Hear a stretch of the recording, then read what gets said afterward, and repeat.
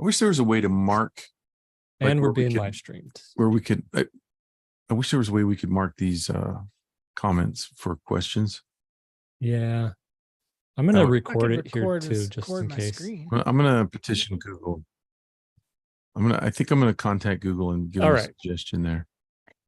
Let me make sure everything's good. Thanks for joining us, everybody. We're just making sure everything's streaming safely and soundly. And Hello, everybody. yeah, we're seeing a lot of people from all over. We got Argentina, Paris, Los Angeles, all my favorite Prague. cities. There's someone there from Prague. Yeah, this is great. Probably at night, I would imagine. So just had to shut my door. So here's how it's going to go today, everybody. We're just going to take whatever questions you have about Children's Book Pro. Before we get into that, we're just going to kind of tell you a little bit what to expect.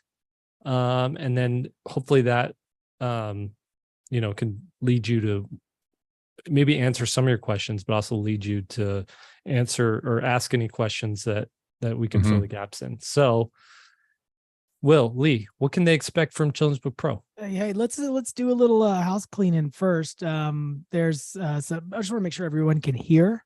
I have Okay. one Yes. person in the chat saying that they can't. Catherine hear, so I says just she wanna- can't hear. Okay. Everybody else, I mean, check your computer. I know it sounds stupid, but check your sound. Make sure your speakers are going to the right speaker. Believe me, we have done every Can you bad guys hear move us? possible. Also, there's like a 25-second delay. It's a Like when bigger we- delay than normal. When we ask a question, we have to sit here and We asked Yeah. it in the past. We see you guys Yeah. respond in the past. It's kind of like we're time traveling. So that's one thing that we have This the is- ability to do. yeah, to them, this is what past Will looks like. Future All right. Will. All right, has Nico a- says that he can hear. Okay. So we do so Catherine, just check your settings. If anything, you may have to restart or go to a different browser, maybe. All right. So that's that. Does everyone know who we are? Do we need to introduce ourselves? Probably. Let's introduce ourselves and let's talk about And then we'll answer Jake's question. yeah, exactly. So I'll go first. I am Jake Parker, currently living in Arizona, the hottest place on earth. I'm so sick of this summer. It's 115 today again. Nice. Anyways, everyone's talking about fall and how wonderful fall Mhm. is, and the leaves are starting to change a little bit, and I'm like, nope. You still got scorpions crawling everywhere. For real. Anyways, enough about that. I've been working as an illustrator for the last 20 plus years. The first half of my career I spent in the animation industry, where I worked on films. I worked for Blue Sky Studios. I worked for Real Effects. I started out doing straight to DVD movies for like Hasbro toys, so like My Little Pony and G.I. Joe and stuff like that. And then I graduated to feature films and did Horton Hears a Who, Rio, Ice Age, Dawn of the Dinosaurs, and Epic. And that was a huge learning experience because while I was working back east, because Blue Sky was in Connecticut, while I was working back east, I got an agent and I was able to go down to Manhattan and visit with all the publishers and meet editors and meet the art directors. And I graduated from animation and went in, and for the last 13 years have published or illustrated 11 children's books. Okay. So that's where I'm at with children's books. If you saw the story I posted on Instagram today, the thing I love about children's books is it's the perfect project for an artist who has a short attention span, because one, you have a full year usually from these publishers to finish a book. You sign the book deal and illustrations are due, 6 months to a year later, right? So what that means is you can work on it feverishly, focus on it for a couple weeks, finish a chunk of it, send it in for reviews, and then it has to pass through all of the different departments: art director, editor, marketing. People just need to look at it to check off on it before they come back and give you notes. And that takes a couple of weeks.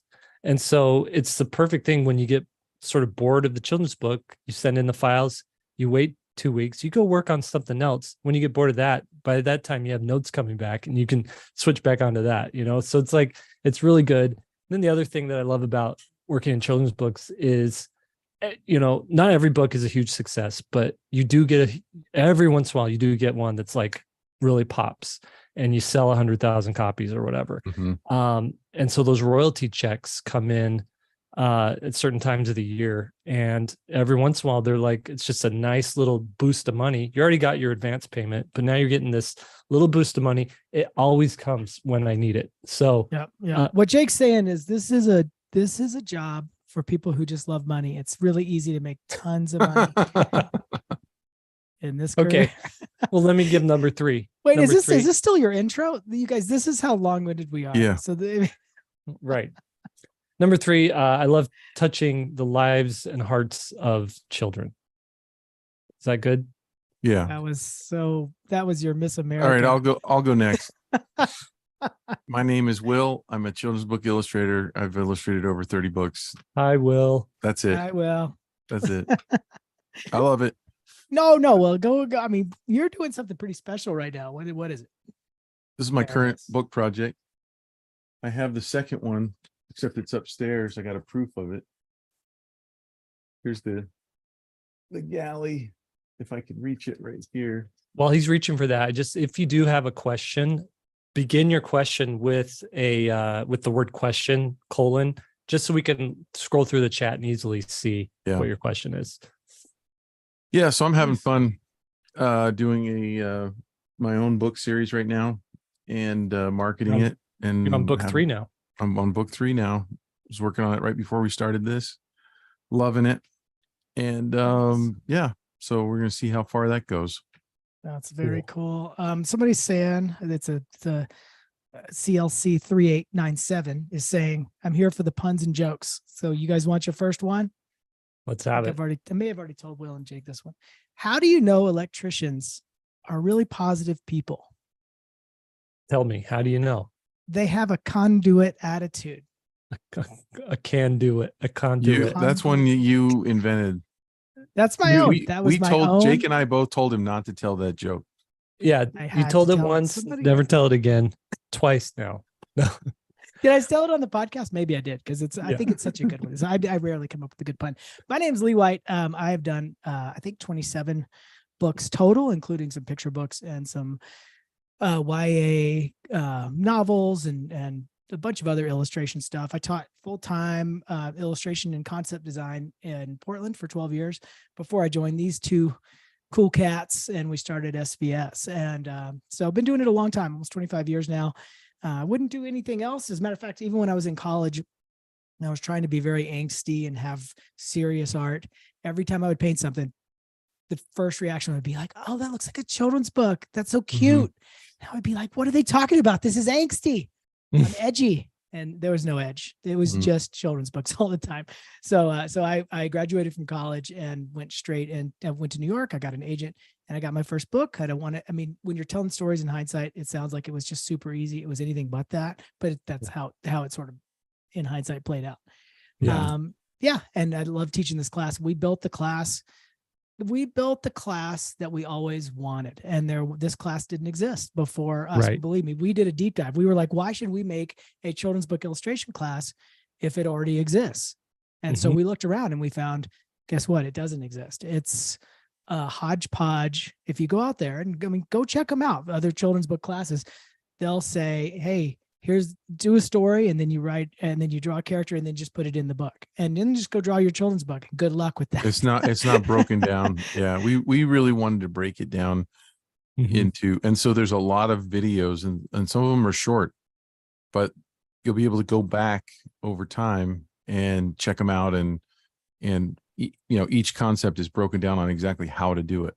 I mean, there's a deep dive. Yeah. There's a reason it's 10 weeks long. Yeah. Right.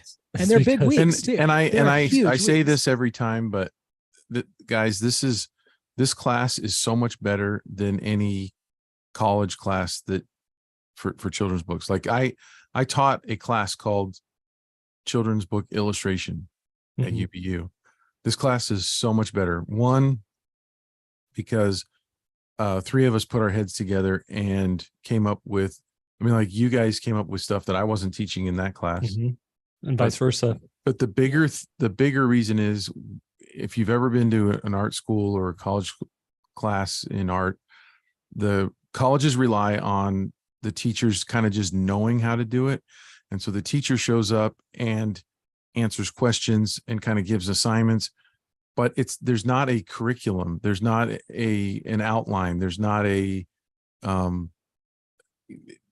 there are so many gaps that are left out. And if it doesn't come up in class, then you don't really answer it, that particular question. And so this is step by step.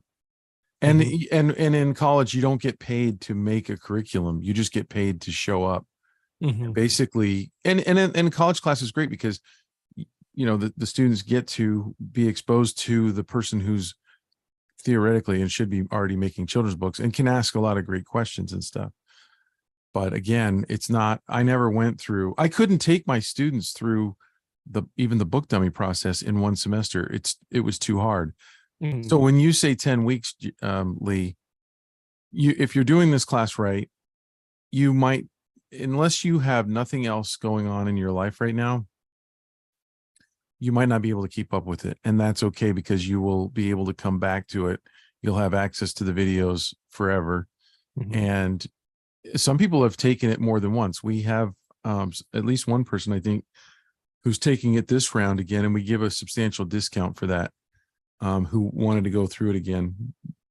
But yeah, I wish that this existed when I was learning, because I didn't know half of the things that we teach in this class. I would say, just to clarify, Will said you might not be able to do it all during the 10 weeks. I'll go ahead and say you won't be able to. We built it so you won't be able to, because we put everything into each class. There's 10 weeks, but like in a normal college class, a lot of that time frame is people putting up work and you're just critiquing it, but you're not actually getting new information every week. We hit you with new information week by week by week by week. And we know, especially towards the end, when we're diving really into the book making process, there's no way you're going to be able to finish in 1 week. And that's why it's great that you guys do have access to the videos always. That never changes.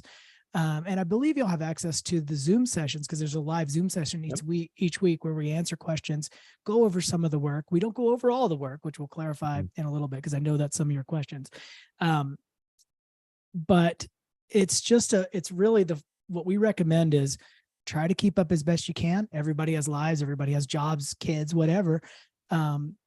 But just watch the videos, even if you can't do the work every week, watch the videos and then come back to them. Yeah. And even if you're doing just little thumbnail sketches, it does not have to be finished art. In this class, we do not care if you end up with one finished piece. We do not care. This is about storytelling. It's about how to build the book. It's not about how to polish the book. It's not a painting class or how to draw class. There's a million of those, and we got a ton of them at SVS Learn. We fully have built that curriculum to get your skill set up, but this is about telling a story through sequential images. And we recommend people go through it 2 and 3 times before they submit something to a publisher. It's not like, oh, I got a story ready, I want to take these classes so I can submit it to a publisher. You can do that, but I wouldn't recommend it, because really the learning comes slowly over time and through trying it a couple of times. Yeah. I will say too, one of the other things that this makes our course stand out from all the ones that we looked at, even college level courses, is you have 3 instructors, right? So usually when you take a course, you just see through the eyes of one person, through their experience, through whatever happened with them in their along their creative path, right? With this one, you are getting us agreeing on stuff. You're also getting us disagreeing on stuff. And we're teaching you that there isn't one straight, clear path. We're showing you a map and letting you figure out where the trail is that you can course on your own, based on your own circumstances. And so, the way Will got an agent is different from the way I got an agent. The way Will got a handful of book deals is different from the way Lee got a handful of book deals, and also the way Lee approaches an illustration, and the way he story tells is different from the way I do it, is different from the way Will does it. And that's actually one of my most favorite lessons in it, is we take the Three Little Pigs story, and the three of us make book dummies, each on our own, without looking at what the other person was doing, of the Three Little Pigs. And you get to see where we overlap in how to tell a story, but also where we venture in different places. So you could see, yeah, there's more than one way to tell a story, depending on what you want to emphasize. So I think with that, should we take some questions? Yeah. I've been writing them down. Do you want me to read them out? Yeah, go for in it. order? Okay, Yeah. so these are in order. So is it possible to use your own manuscript for Children's Book Pro? I'll say yes. I will also say that comes with its own baggage, right? We provide three different sort of generic stories. These are stories based on traditional fairy tales that people are familiar with, and they're written. We went and found authors to write, their version of this story. It's sort of like a royalty-free, rights-free version of them, right? It's not something you would want to then submit to a publisher. But the reason we do that is for you to create a portfolio piece, a portfolio dummy or something like that, where you can, where an art director, an agent, an editor, somebody like that can see that you know how to take familiar material and do your twist, do your version on it. So oftentimes, art directors, for all of their pluses, all of their beautiful skills that they have in bringing to life children's books, they also sort of walk this razor's edge of, they got to know that you can do the job by seeing something that is familiar to them, right? And so when they see Little Red Riding Hood done in a very creative way, they know, oh, I can understand how this person would take this story, this manuscript that we have, and turn that into something creative. When they see your own story, that may do well for you getting your own book deal for your own story, but it might not do well for you getting an illustration job for another book or another character. So that's kind of why we say, do the three that we do, pick one of the three that we've provided, and you can really get lost in the story writing side and not focus on the illustration side if you bring your own manuscript to it. Yeah, let me add to that, because this is a big topic. The problem with you doing your own manuscript in our class is, if your writing isn't perfect, meaning the story is 100% done and it's a great story, it becomes hard to direct you, because we don't know your story. You're going to submit an illustration. We've never seen the character before. We don't know what's happening. And what happens if the story's not good? Do we then go ahead and critique the artwork on a story that's not really fleshed out? So it becomes really problematic when we don't know what the story is. The story might not be good. Some of you might be great writers, but many of you probably aren't. I know it's a struggle for me to get a story to the point where I can do a dummy. And I've done a ton of times. And even talking to my agent and stuff like that, it goes through many, many stages, like a year's worth of stages of writing just to get to the illustration part. Many of you are premature in that. And then it becomes, now you're trying to do the illustration techniques that we're talking about with a story that's sort of half baked. That's the danger. And usually what happens is it's an illustrator disease. What happens is you usually get to a point where you realize you need to change your story, which then changes all the images that you've already done. So you've got all this work right in the drawings, and it all has to change because through doing the drawings, you reveal to yourself the flaws in your story. Having said that, no one's ever going to call you out on if you decide to use your own story. This is your class. We're here to help. And there will be a few, like 1% or 5% of people that have really good stories that are capable. Maybe they had a writing background and they're coming to learn the illustration side now. And those guys could probably handle doing their own story. So, but just in general, most are not going to be ready to do their own story. I will say this, let me even add to this more, because this issue, it's a great first question because it's one of the main things that comes up. So some of you will say, okay, well, I'll just pick one of the three. And then you read Little Red Riding Hood or Jack and the Beanstalk or whatever. And then you say, well, it's not creative enough just as it is. So I'm going to take Little Red Riding Hood, I'm going to put it in space, and now she's a monkey. And there, you know, is like, I mean, completely dissect we'll make the wolf and rearrange a moon troll and Yeah. right. Rewrite. I mean, you're basically rewriting Little Red Riding Hood. And then we run into the exact same problem. Well, is your setup good? Is your story good? Did we hold?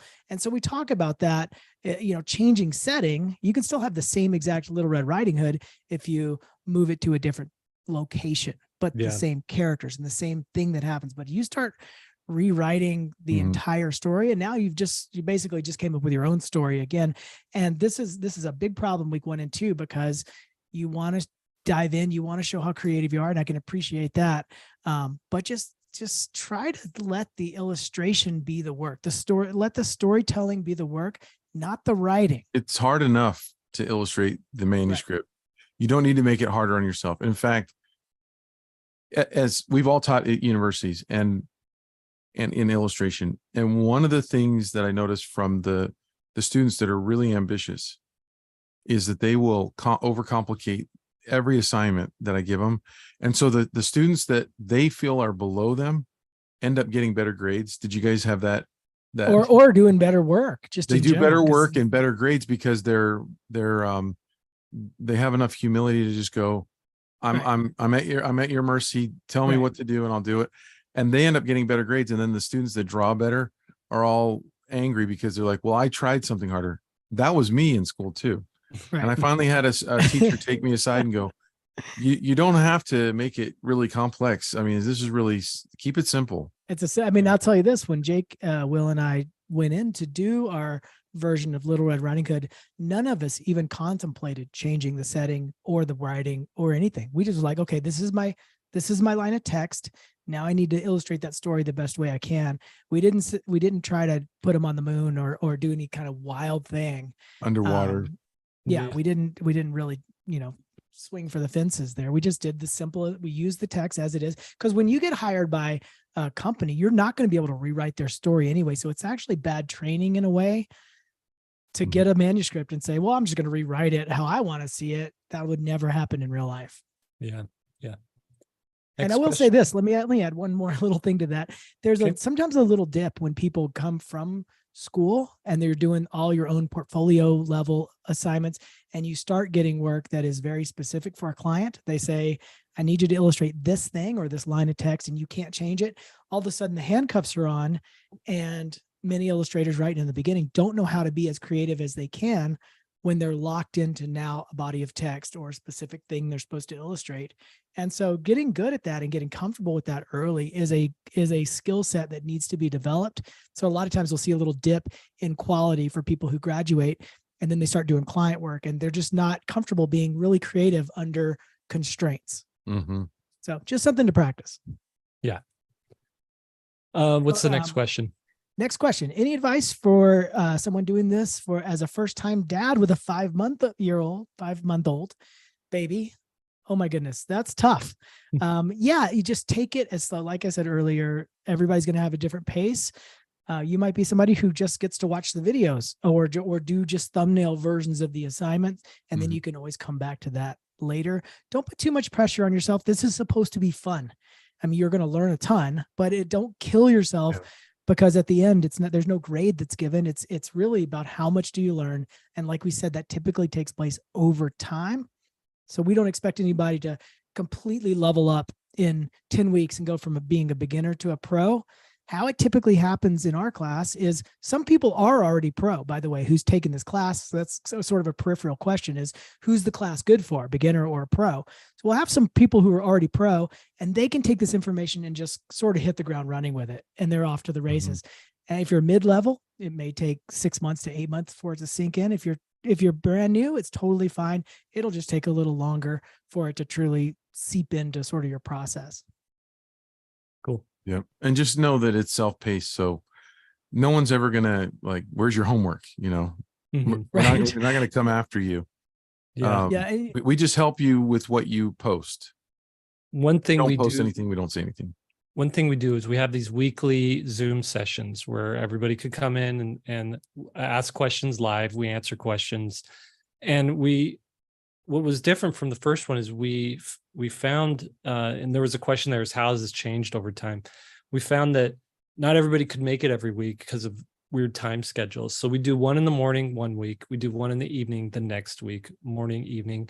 That way it sort of works with your schedule and they're all recorded. So, and we always start them off with questions posted in the Discord. So even if you can't make it, we're going to go through and read the questions posted prior to the meeting, and then we're going to take live questions.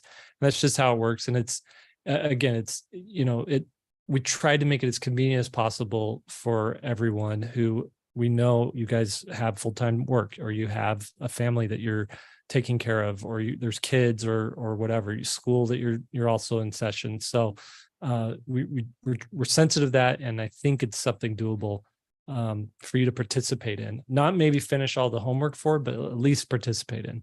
And some of you will finish the homework, and we do go through some of it. There's always a time constraint. Obviously, we can't go through every single person's work, but many times there's common mistakes that are made over and over that we'll see, and we'll say, okay, here's a compositional problem that we're seeing throughout, and let's take this one as an example and fix it. And then you're going to have to, extrapolate on that and apply it to your own work.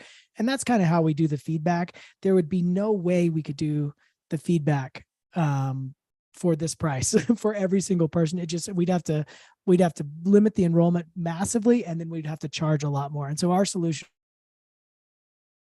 Lee just froze. What's our solution? try to hit the feedback in that way. Okay, good. Well, say that again. You froze for a second. Yeah, there. you froze What's up. our solution?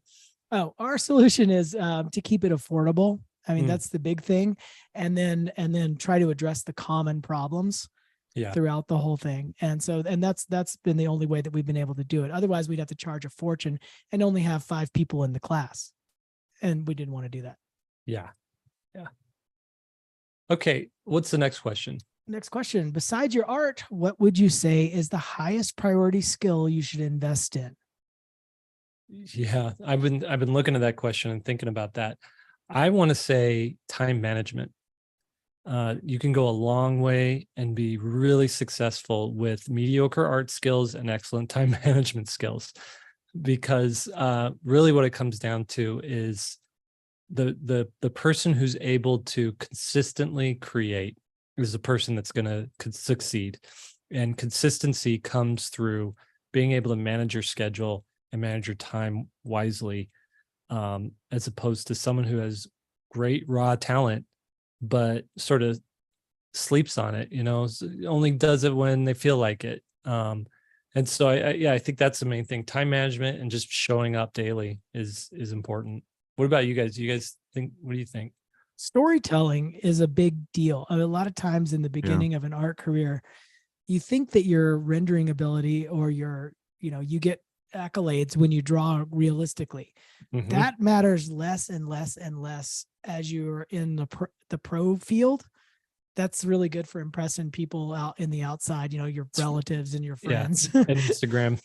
Yeah. Instagram loves it. If you can draw realistically. For us, it doesn't matter really at all. It's how engaging is your story, and how much do people want to know about what's happening in your story. I mean, one of the problems we've run into a lot at SVS with some of the contests that we've done is there's not enough there for us to be interested in what's happening in the illustration, even though it's drawn well.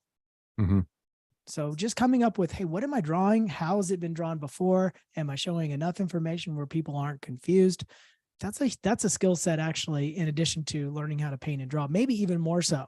I have to second Lee. I hate doing that, but I have to second Lee. And one thing that I came up with that you guys can all do, because we review portfolios, and when I help a student, the biggest problem is that their work is boring. I just did one this last week. Yeah. And here's what you guys can all do. Okay. Pretend that your illustration, because your illustration can be put into words, right? If someone were blind, you would describe your illustration to a blind person, and you'd be saying, this is what the illustration says. Okay. So here's how you can tell if your portfolio work is boring or whether it's got good stories.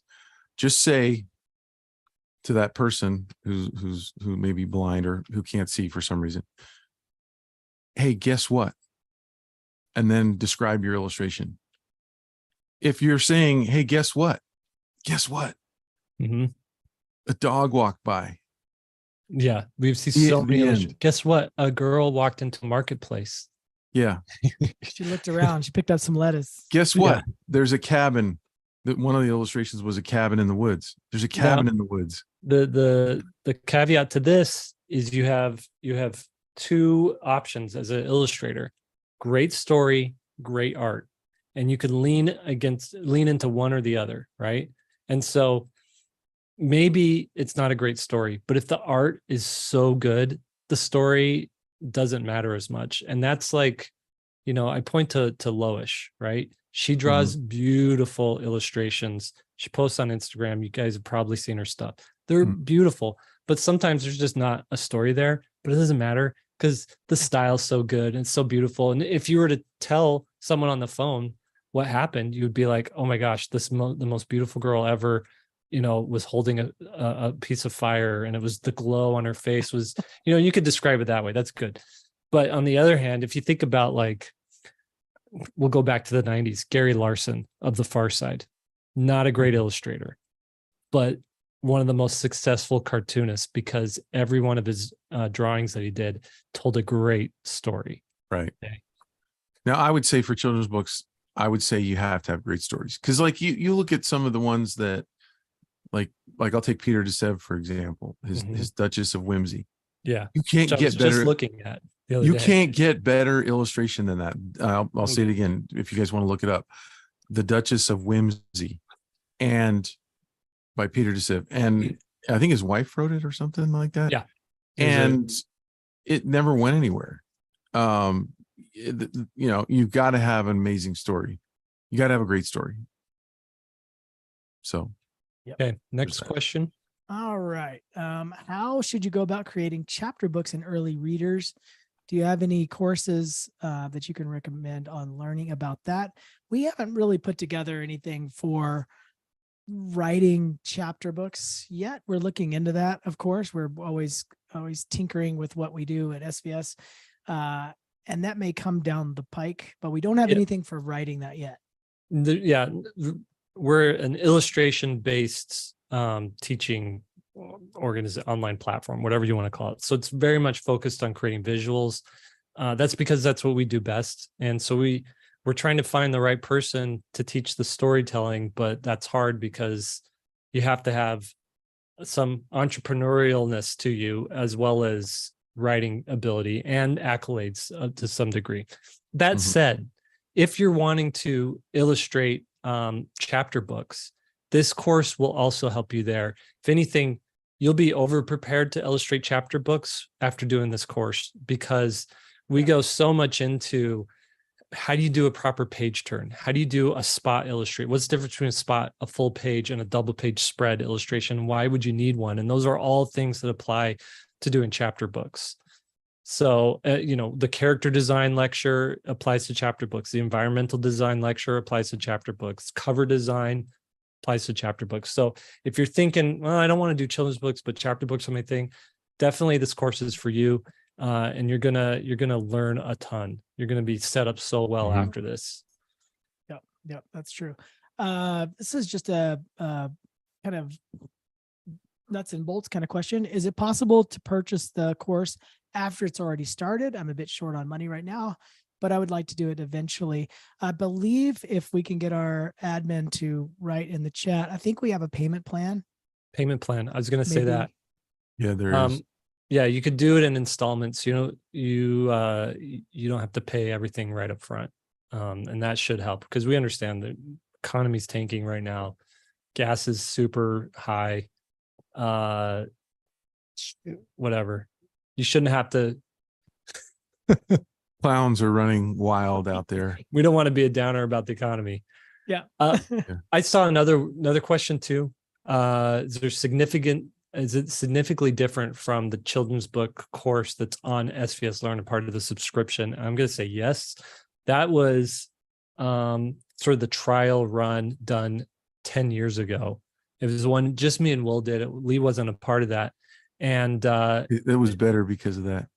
Terrible. Yeah, That's why I they would say. redid it. I That's why forgot they about redid it. Well, somebody No. said they were here for the puns. So anyway. No, but that original course has great information. I definitely, you should go through it. It's not easy to go through. Each lecture is 2 hours long. It's a live stream. There's a lot of Bad banter back audio. and forth. There's bad questions. audio. There's bad questions video. that are asked that we've already answered. Yeah. Like we covered material and then they weren't paying attention or came in late. Yeah. It's So 720p for resolution. that's one of the reasons why we made this one. We were like, okay, that was good, but it's missing. And we had, item. It's missing all these things. So we were like, we've got to put those things in there. And it didn't have a lot of our demos and stuff, the stuff that Well, not only that, but when we started to sit down to build this course, we had a full outline, started recording it, and completely scrapped that outline and rebuilt it again. Yeah. Because we were like, oh, it doesn't work for this and this and this. This was really custom built from the ground up. It wasn't just a redoing of a class we did before or a college class that we saw somebody else do. This is high level stuff. I mean, custom built. And I will also say that our classes at SVS, for those of you who are still learning illustration and might, the other classes we have support Children's Book Pro. So we have a lot of classes that you might want to look into, and they're really you get a bunch of them reasonable. for free too with this course, right? I think it's like 5 or 6. Yeah, I think we're bundling a few of them with this course too. Yeah, Okay. things like character design course. I mean, it's just basically just another resource for you guys to say, hey, you might need to go back and check this. We didn't want people to have to go subscribe to SVS and watch 25 videos or something like that. So we grabbed the most important videos that have pertained to this. But the way to think about how all the stuff that we do is SVS is foundation. And if you go through it, you will be better than 95%, I would say, of any college students in the country in terms of a foundation level. If you took all the classes and did all the assignments. And then now what we're doing with this pro series is, where do you go once you have a good foundation? Well, maybe you want to do children's books. This is the first one that we built, obviously, because we all do it. We're also building self-publishing pro and looking into graphic novel pro and some other pro level classes. So that's kind of how our whole system is built, with this really solid foundation, which we spent the last 2.5 years building. It's like 25 classes sequentially built. That is exactly what you need to be an illustrator. And then now we need to move it forward to the advanced kind of stuff. Cool. Next question. All right, next question. This is a good one. Lee mentioned in the preview videos that the client only sees the 3rd round of my sketches. Do we, the student, treat us as our client? In other words, will we look at their ugly thumbnails? We will absolutely look at your ugly thumbnails. We're comfortable reading loose sketches. I'll tell you, it's kind of funny after teaching. I'd like to hear Will and Jake's take on this, but after teaching for long enough, I had students on the first day of my concept design class. We were just making lines and shapes with the permanent pen, little Sharpie, thin Sharpie. And I could tell just from those shapes in the lines what their skill level was going to be in the illustrations. So we can read anything you guys do. Now, client might be different, and I would not recommend, unless you have a really good working relationship with somebody, sending them scribbles and saying, "What do you think of this?" But you can turn in any style for us, and we're comfortable looking at your sketches. Would you guys agree with that? Oh yeah, absolutely. Yeah. The other thing to keep in mind for those who haven't, who are here thinking about taking it, or who are signed up and don't really know what to expect, you're going to be uploading to a Discord, and we encourage that. And we also encourage you guys to comment on each other's work. And we've had quite a few friendships made over the years that we've been doing this, where students meet in the Discord, they become very friendly with each other and form their own critique groups, which we highly encourage. So you're going to learn a lot from each other too. And that's a huge value in, if you can keep up with the homework, you will get more feedback. You'll, and feedback is hard to come by. We also encourage you guys, like, it's dicey. It's tough, but in the Discord, it's good to be honest, but not necessarily painfully, brutally honest, but honest, and it doesn't help anybody if you just say, oh, I love it. I love what I love everything about it. Like you need to give them your honest feedback, and and let the chips fall where they may. Hopefully people don't get their feelings hurt. And I would encourage everybody in the class to say, look, it's painful. If you haven't had your work critiqued, it's a new kind of pain. But you really need to try to get it in your mind to frame it as a gift that the other person's giving you, because they are stepping out. If they're giving you an honest critique, they're risking a lot, right? Yeah. Like, they're risking a lot. I had one of my YouTube followers one time ask me for an honest critique, and I gave her an honest critique, and she got really offended. And and was like, man, you just want to destroy me and want to tear me down, and not at all. Yeah. And we'll have a section for that on the Discord, by the way. We have a section for, hey, it's finished, I'm looking for congrats. That's only. Sometimes you want that. I just finished this illustration. Everybody pat me on the back. I'm not looking for feedback. Yeah. And then there's another section where it's, hey, I'd like to have this critiqued. And it's a different level, like Will's saying, and a lot of people aren't used to real feedback. But the way to give feedback, just for those of you guys listening, is there's always something positive about a piece. Always. I mean, seriously, it's not lip service. There's always something that's working in a piece. So start with that. Hey, your colors look so good over here, or your character design looks so good over here. Might I suggest? And then, hey, you could up the contrast if you're trying to make it scarier. Would any of you be offended if I said that? Probably not. But if I said, hey, I don't like it. Right. This needs work, or something like that. That is where you start to get offended. And so that's what, just over time, from us critiquing so much, it tends to work. Might I say, if you're trying to make something that looks safe, maybe round out your shapes a little bit more. Maybe that would help. Just try it. Yeah. Every now and then there's someone that's on the spectrum, let's say, who doesn't understand the nuance of giving a critique. Right. We just try to give them a wide berth. Yeah. But we do have, by the way, speaking of the Discord, once you guys go through this class, this is kind of a new feature that just happened within the last 6 months. Your Discord group is private now. Like, as you go through the course, it's private. But when you're done, you'll be invited to join all the other people in an alumni Discord, and you can chat with everybody who's taken the class. And some of the people who have already taken the class have already gotten books published, or they've gotten to agents. And so it's a fantastic place, and it just invites more. Typically, out of a Discord, there's a certain vocal group, there's certain people who watch, and then there's other people who never even log on. Right. So the alumni group grabs all the vocal people, puts them together from each group, and then you get a really active, student body. So we got about 15 minutes left. Should we do lightning round questions or just be a little more concise so we can get through all of them? Yeah. Just real quick. There's no writing in the class. So, like, we're not going to work on writing any kind of book. We're not going to work on the words themselves. So any of those questions can be sort of tossed aside with that. Some people asking about the business side. We do go towards the later weeks. We go into the pro side of it and get into some of the business stuff. Obviously, we can't do a huge deep dive there, but it's comprehensive enough to get you started. That's for sure. Right. Do you need InDesign for the course? I only have Procreate. You can use Procreate. As a matter of fact, Will doesn't even know this yet, but he is going to create a video for you Procreate people, because I do a demo on how Jake and I both use InDesign. And I highly recommend InDesign because it's got some features that you cannot do any other way. But if you don't have InDesign, don't want to learn new software, Will's going to do a video, 15 minutes, how he does a demo, whether or how he does a it or dummy in Procreate, right? You do all your dummies in either Photoshop or Procreate. Is that correct? Yes. Yeah. So he's going to show you how to do that. That's awesome. Thanks for doing that, Will. You're Thanks, welcome. Will. Future Will is happy to do that. Future. What else you guys got? Do you see any other questions? That's all the ones I had copied. Let's see. When will Self-Publishing Pro be available? This is focused on Children's Book Pro, but that'll be early next year. Somebody else was asking if they can't join this round, when will the next one be? I don't know if we have it on the schedule yet.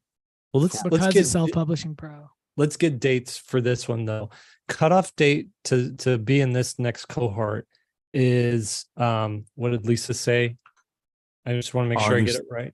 August It is 31st. Wednesday night. Okay. So Wednesday night's the cutoff date. You a little over 24 hours from now, maybe 24 hours from now to do that.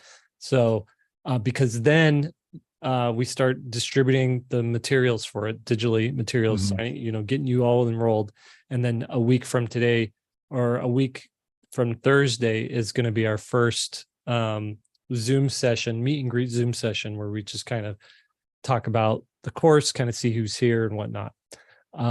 So yeah, that is the cutoff. And next time we're going to do it, we're not quite sure yet. I don't want to say when, because I don't know when.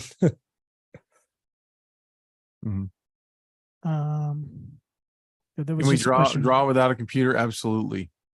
So you mean traditionally? We use the computer for a lot of things, but the children's book world is interesting. If you're working with some of the publishers, they are still willing to work with people who draw and don't use the computer. I will say this, it will make your life more difficult in the long run.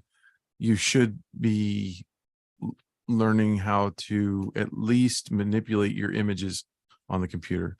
And we could talk about that in a Q&A session. Yeah, for sure. Let's see here. Is ArtRage 6 okay? Do you guys know what ArtRage is? Yeah, it's like the ArtRage that I used before in the past was really good with like simulating traditional mediums like oil painting.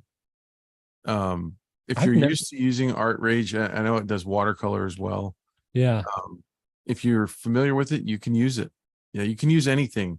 Doesn't matter. We're gonna judge. We're gonna. Our comments are gonna be about your image making.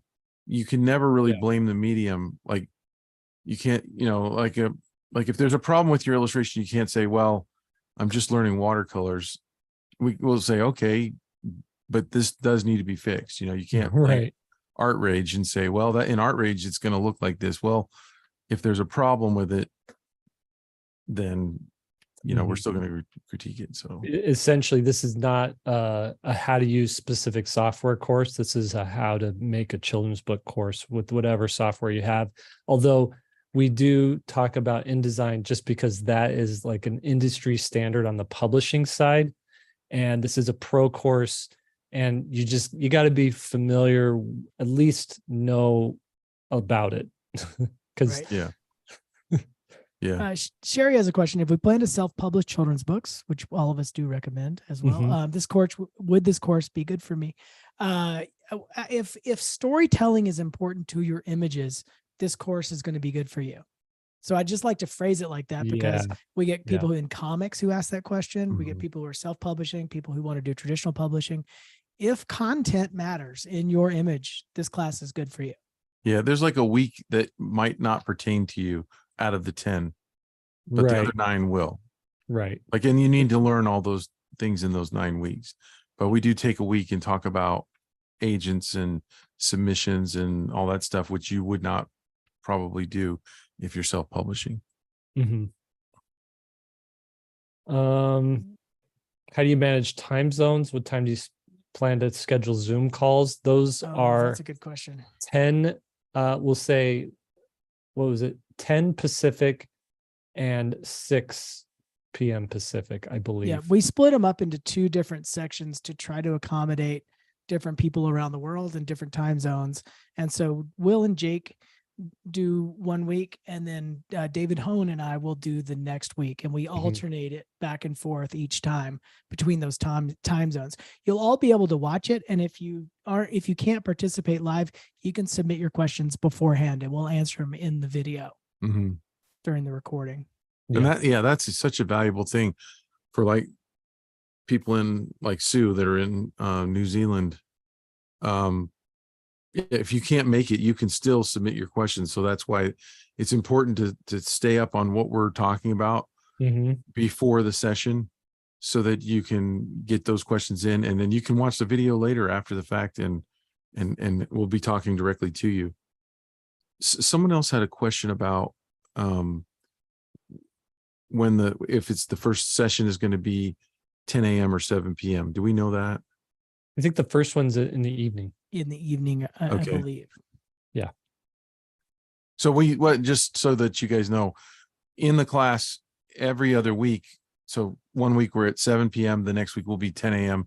The next week, 7 p.m. The next week, 10 a.m. We did that because we wanted to make sure people around the world could at least join half of the live sessions if one is hitting them at like 3 a.m. or something and they just can't make it. Yeah, the first one is typically the evening session, which I was just typing out. That's how we've done it in the past. And I think we'll we're double talking check and about, make sure. Are we going by Mountain Standard Time on these times? You could say Pacific is a little bit more known, I think, by most people. Is it Pacific? I think that's what we've been doing. Okay, because Arizona, we are like right now we're on Pacific. We're not going to bring up Arizona.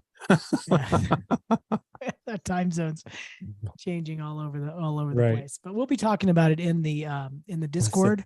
Go There's off the okay. emails, not this session here. We don't Go know off the emails. anything. So our person just answered and said there's a schedule Yeah. in the Zoom session. So Okay, Right, good. right, in the Good, student good. dashboard. Yeah. Are you teaching how to draw for children, or is it only focused on how to make the actual book? No, there's a section on character design and how we talk about proportion and how to make things more appealing for the audience that you're creating for. So yeah, and a deep dive into style and how to make it more approachable to kids. Yeah, so we do dive into that quite a bit. Yeah, but it's not a how-to. I just want to be upfront about that. It's not a how to draw course, but we talk about how style influences how the work looks and how to adjust it if you want to, but it's not a step 1, step 2, step 3 per se. We do go into some character design building though, early in the class. And it's fun. The first week, we really ask you to look around and we start asking you about children's books, asking you to gather children's books together. You may have to go to a library or a bookstore. And so it's some really fun homework right in the beginning. Instead of just saying, okay, everybody sit down and draw a book, we want you to, broaden your horizon, look around, and we're going to ask for some very specific things and for you to pay attention to some very specific things. So trying to find your own style. What do you like? Children's books is so great because you can be as realistic as Chris Van Allsburg or David Wiesner. You can be as loose and as rough as let's say David Shannon or somebody like that, or even like my work. And everywhere in between, there's some place for you. And so it's great. You don't have to adjust your style at all. You can just try to hone it in and do better storytelling. Right. Yeah. There was a question here on can you be a beginner and join the class?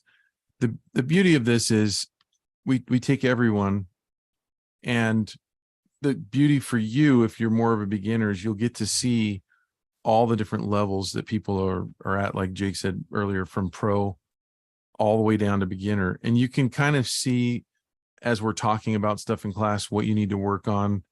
And this is a lifelong pursuit. To be good at illustrating children's books is going to take years. Okay. It's not like you're going to just be able to learn it overnight. So, but taking a class like this will point you so much in the right direction. And you get to, you get to go through the videos again and again. So really the difference is the amount of practice that you'll be putting into it over time. And so, yeah, I think it's valuable for the beginner all the way up to the more advanced person. The more advanced person is going to be able to submit a dummy book to an agent or an editor sooner. But the other thing is every illustrator I know, the children's book illustrator, has a different number of years it took them to be ready to illustrate a children's books. For some people, it's a couple of years. For some people, it's 5 years. For some people, it's 10 years, So it's like, and it depends a lot on the style that you want to illustrate in, Right. So like if you're drawing in the Diary of a Wimpy Kid style, it's not going to take as long. Right. Right. I think we got them all. I think we got all the Really? questions. All right. All right. All right. Yeah, it's going to be exciting. The beginning of every term is always really cool. We get Yeah, in there we're- and introduce each other, introduce ourselves to each other, and a lot of chat in the Discord going on. A lot of people posting website pics or website links and pics of their work and all that stuff. Mhm. So it's really fun. Yep. I was thinking back, we were talking about being children's book illustrators. If I couldn't be a children's book illustrator, I would be a mirror cleaner. Yeah, it's something I could really see myself doing. You look that up. I You look heard it. that up. I heard it one day. And on What- that note, We're excited. We're so excited to see what you guys produce. The first week is a little slow because you won't have anything to put in the Discord. But as the weeks progress, we love going in there and seeing the work that's put in there. And we grab some of it out and talk about it in the class and do some draw overs and stuff like that sometimes. So, and we'll show you what we're working on too. Hopefully, give Yeah. you a little insight into what we're working on and how we're doing it. And we love to show our work. And we're in the trenches just like you guys are. And so it's fun for us. And we're not just up here, talking about what we used to do. We're doing it every week. Yeah. Yeah. I mean, I was working on a proposal 2 sessions ago, I think, or last session. And one evening, I forget, whenever it's me and Will, I was like, here's my proposal. Here's what I'm working on. Here's what I'm going through. Mhm. So, just how many people in the class? I don't think there know. was about 70 last time. Here's the thing. We've had a lot more than we have now. When we first launched, it was brand new and nobody had heard of it before. And I personally like having about 100 because we need enough people to ask enough questions. So there's going to be some people that don't really know what to ask. Maybe they haven't dug into the material enough because life happens. And so they can't really contribute a lot. They're there for the session, Mhm. but they don't really ask a lot of questions. We need enough people. Then you have the people that it's 3 a.m. when we're doing the session, so they're not there. So we need enough people to ask good questions, because what will happen is some of those people will ask questions that you need the answer to, but you didn't know that you even needed to ask that Yeah, question. you know what to ask. Yeah. So we have a good group this time. We definitely have enough to carry it, and we're hoping that we have a few more sign up as well. And so about 90 now. So yeah, that's a good group. And we'll probably end up with, on some of the sessions, out of that 90, we'll probably only end up with like 30, Mhm. because again, life happens. And so it's a different 30 every time. Some sessions there might be 50, some sessions there might be in the 20s. So it just depends, but we need enough Mhm. to carry it. Yeah. So Yep. More the merrier. Yeah. Yeah. All right. I'm going to end us